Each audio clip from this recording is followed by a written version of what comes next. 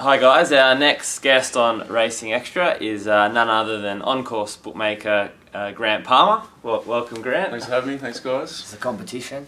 Yeah, and Grant obviously known to most of us through his work on course, but you've also entered into the online world with PalmerBet. Yeah, we started PalmerBet, me and my two brothers, 2 years ago now. Yep. Coming up to 2 years. Yep. So we've always been on course bookies, and we still are. And we decided to bring our business online. Yep. To give that a go, to try and grow it. Obviously, with the dwindling numbers at the racetrack, we needed to try something a bit different. So we brought it online. Yep. And it's been good. Okay, well let's before we talk about sort of the online business, let's talk about getting into racing. How did you get into racing? Obviously you got your brothers involved. Yeah, well, my grandfather was a bookie. Yep. In Sydney, and my father was a bookie as well, and we kind of just grew up around racetracks. And when we were all 18, we sort of got a clerk's license and started working for them. And then when we turned 21, 22, we all got our own bookies license. Yeah, okay. And does it start? Was your sort of first sort of ventures on course at the country tracks or provincials, or were you straight into it? Yeah, I started at Newcastle. Yep. Not for very long, but sort of when I was coming around, the bookies was sort of starting to die off, so there's a lot of positions become available, so it wasn't too difficult to get in. And I started on the outer at sort of Randwick and Rose Hill. Yep. And then moved into the local ring. Okay. And sort of between then and now on course, talk us through the change of the faces that come and go in that time, and was it harder back then to win for a bookie, or is now the hardest time on course? It's always hard to win. It's never easy to win, but everything's sort of changing. The players are changing. I mean, there's still from when I started, the 3 or 4 big guys are still predominant in the Sydney ring. Yep. It's difficult. There's not a lot of fresh blood coming through the ring, definitely. So you sort of a lot of the time, especially in the off-season racing, there's the main money is those bigger, harder guys who are there all the time. Yeah. It's very difficult to win off them, obviously. But yeah, even in my since I started, I feel that people have dried up. Money's definitely dried up. Yeah. And kind of there's only really money there on the bigger Group 1 days. Do you think it's dried up just on track or as a whole? Well, our internet business is growing every week. I mean, we're holding on Saturday, for example, we held in our office double what we held last year. Okay. Yeah. There are people betting out there, and it's just so easy to bet on the internet. I mean, you can bet on your app, you can bet when you're sitting at home on the lounge. It's difficult to attract those recreational style punters back to the track, because although there's a lot of value to be had at the track, it's more difficult to entice someone to come. It's so easy to sit at home, everything's in your lounge room. A lot of you would say less smart punters, and like you said, your recreational punters, they're not exactly looking for the value of being on track with the prices. Like, they're getting everything that they want at home. Yeah, that's right. Or wherever they are at the comfort of their own home. Have you thought of ways of getting people back to the track? Everyone should be thinking about it. The track is... I love going to the track. I mean, like I said before, our internet business it's 15, 20 times the size of what we hold on course, for example, on a Saturday. Yep. But I love going, and me and my brother sort of share going. It's a different atmosphere. It's a different betting landscape altogether than what it is in the office. Like, you're playing the biggest guys in Australia, the biggest, hardest, toughest punters in Australia, who are very difficult to beat. But there's an allure about being on course, and I think the race clubs aren't trying to attract the right style of punter back to the track. I mean, they do a good job in getting the recreational party style people there, but to get the gamblers back to the course, I think there should be more emphasis on that. Yeah, well, there's an idea that's sort of been floated around about, trying to get the ATC to put together like a professional punters hub, or not even like professional, but just for serious punters in regards to... People are there to go and get races, not just there to get drunk. A desk for you to bring your laptop, nice high-speed internet sort of facilities. Would that sort of... Do you think that would be a real positive for the industry? Absolutely. I mean, why wouldn't these professional punters want to come back? I mean, we bet 100% every race, top fluck. If you find a horse... You can't get much better value than that. I mean, people struggle, they say, to get on when they're sitting at home with the corporate bookmakers. Why wouldn't you? You can come on and back a horse to win 100,000 on a Group 1 Saturday in the Sydney betting ring. Yep. without moving the price too much. Yeah, and just for people that are sort of not into their serious punting but looking to, tell them about the advantages of being on course. Like as you said, there's minimum bet laws which you guys have to adhere to, and they're pretty big, aren't they, on course? Yeah, well, you can get on to win 5,000 at any one bookmaker. Yep. And there's sort of between 15 to 20 bookmakers there on any day, and a lot of those bookies will bet you a lot more than that if you want to get on to win more than that. There's the Sydney betting ring. I think it's obviously the strongest in Australia. There's some seriously strong bookmakers in that betting ring who will take big bets. Yep. You can get set for what you want. I mean, it's not the way it's currently set up. You can understand why these pros don't come, because they've got 5 or 6 screens that are sitting in front of them telling them what they need to back, when they need to back it. Yep. So to be sitting effectively in a pub trying to bet, it's not the easiest thing to do. So you can understand. So that there needs to be a way that they're facilitated, I think, more. Yeah. You mentioned sort of the 3 or 4 big players in the ring. Just to let the people at home know, it's the likes of the Bartholomew brothers, I guess Steve Fletcher, sort of Dr. Nick. Are they the top 4, you would say? Yeah, they'd be the top 4 guys who are there every week and probably generate the most turnover. And have you seen, I guess you've got an advantage because you've seen the way they work, whereas punters sort of have their own style. Have you seen their styles change over the years to sort of adapt to conditions? Or is it hard to say? It's hard to say, but you can definitely tell the runs and things they're having, and when they're going through. It's quite obvious actually when they're having big runs, they tend to bet more. Yep. There's certain guys that focus on a segment of the market that's the price segment, or different aspects that the way they attack it. But those guys that you mentioned, they are deadly over time, and you will struggle to They seem just to chip away eventually. Yeah, I mean, they just stick to what they do. I mean, from my perspective, they don't really change much about how they do it. I mean, they're backing things to win as much as they can, so you don't really know how much they're having on them, or they're staking or anything like that from our end. But they are. I mean, those guys do dominate the Sydney betting ring for sure. Okay. How do you try and cope and deal with handling their sort of money? Have you got any special way, or you just try and hold your own? Well, when you're on course, you can build a book. It's a lot different to being in an office environment. You can generally build a book, and you try and catch things at what price you think you should be laying them at, and you tend to be happy to lay everything in the market if you can sort a book out. So, and that's the advantage of being on course. You can lay them all, like especially with these guys being there. If it gets to a price, they will be backing that horse.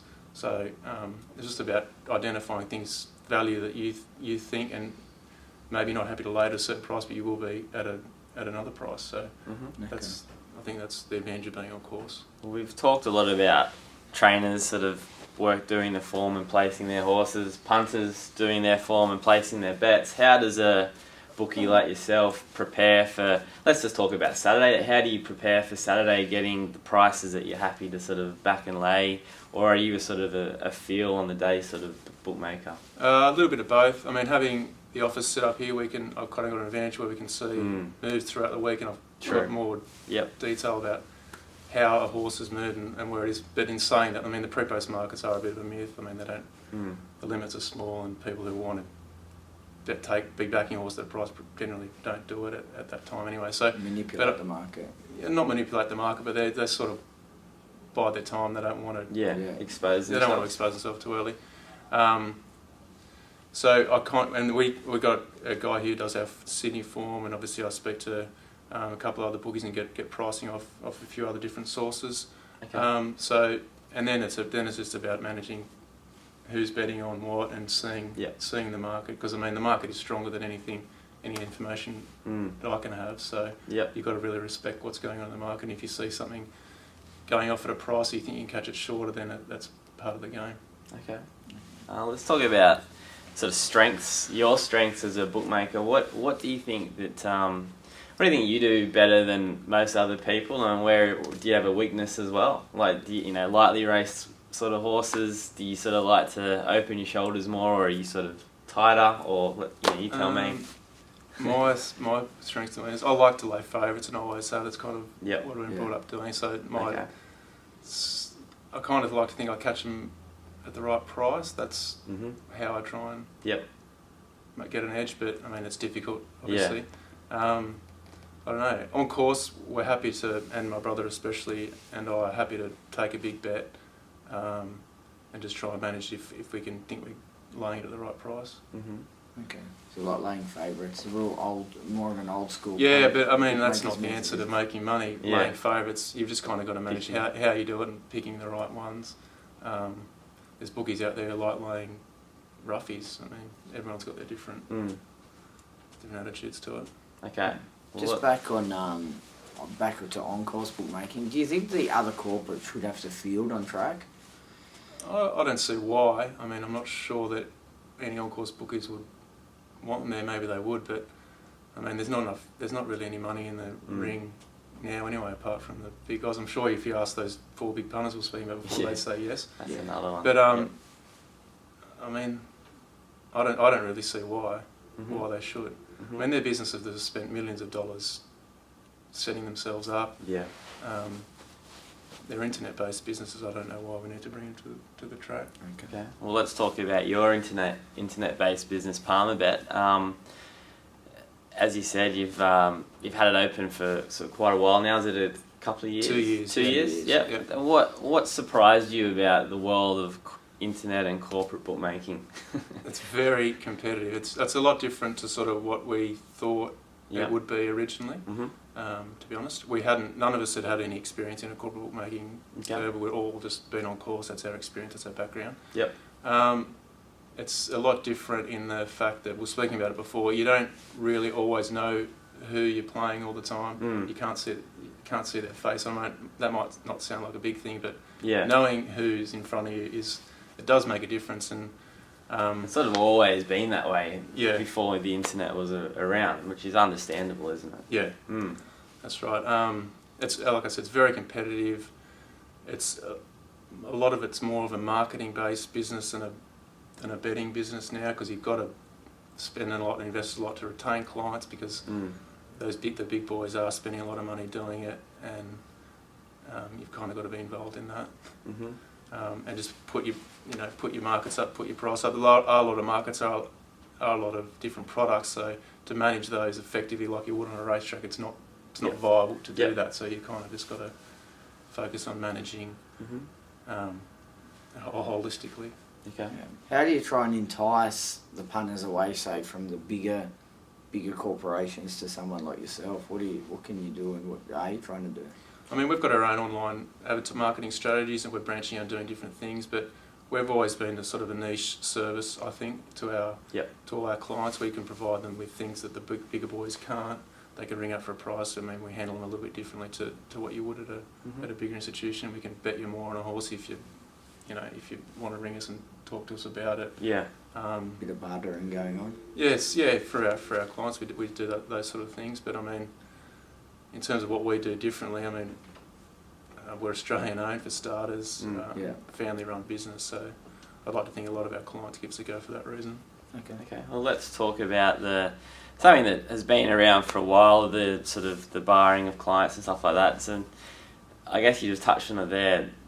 Are there plenty of people that are sort of opening accounts, taking advantage of those bonuses and then disappearing? Is that sort of part of the problem of why the corporates are sort of can be a little bit hesitant about taking bets from anyone? Absolutely. I mean, because it's so blurred about who's who, and bonus bets are expensive to run. I mean, they're loss making. So that happens a lot. But in terms of barring, I don't think bonus bets are the reason people get barred. But I mean, not knowing who you're playing all the time, opening up accounts in someone else's name, it's an issue. Turnover taxes are a huge issue in terms of why corporates now have to manage more effectively their client base. Turnover taxes in racing are high. They're different across every jurisdiction. They're tricky to manage, so marginal clients become less of a focus for the corporate bookmakers. Yep. Okay. And let's talk about the tax system that you have to work with. Is it outdated now? Like, should it be revenue, should it sharing? Well, what are your thoughts on it? And I'm sure there's plenty of people in the ring. On race fields legislation. In race fields, yeah. Well, having a tax based on turnover, by definition, should decrease turnover over time. Yeah. I don't know. It's tricky to work. It's tricky to work with for sure. Yeah. I think they're too high, and so you got corporate bookmakers, big corporate bookmakers that are managing margin now, not managing books, not being bookmakers. Yeah. Which I mean they're well within their rights to do. I mean they're here to make money. They're businesses after all. Yeah. So they have to manage their margin. It doesn't seem to be helping the whole growth of racing and punting, does it? No, I mean how can it if you're It seems to taxing be doing the turnover, you opposite want of to what sort it of should be decrease. doing. So if you have to manage your turnover as well as your risk on your books. I mean you have to say, is this economical for us long term, client X, client Y, as part of your risk management. Yeah. Because of the high turnover taxes and because they change as well. I mean totes products are taxed at a different rate to fixed odds products. Yep. The answer, in my opinion, is a gross profit model. Yep. But I mean, it's hard to get through to the people that make those decisions. Yeah.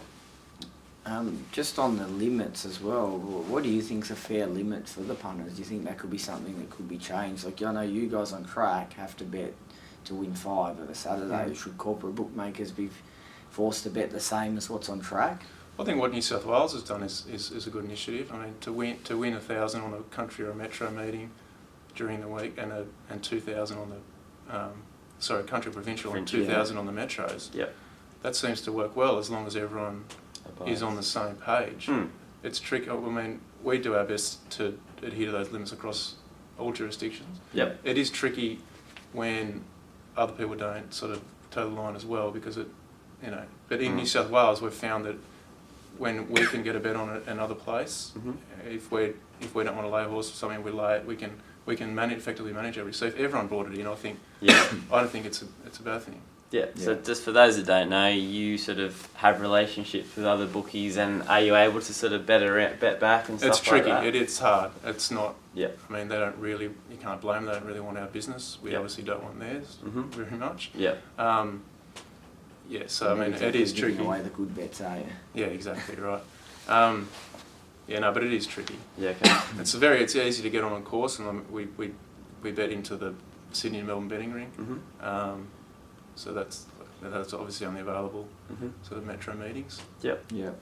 What about the scary monster that is sport? Well, you'd be at the forefront of this. Are you seeing a migration of your customers away from racing towards sport, and is it Absolutely, a big deal? Yeah. I mean, it's tricky with our business to really see the effects, but I mean, in our first year, we're probably 80% racing, 20% sport. Okay. And now it's probably 60% racing, 40% sport. Is that right? Yeah.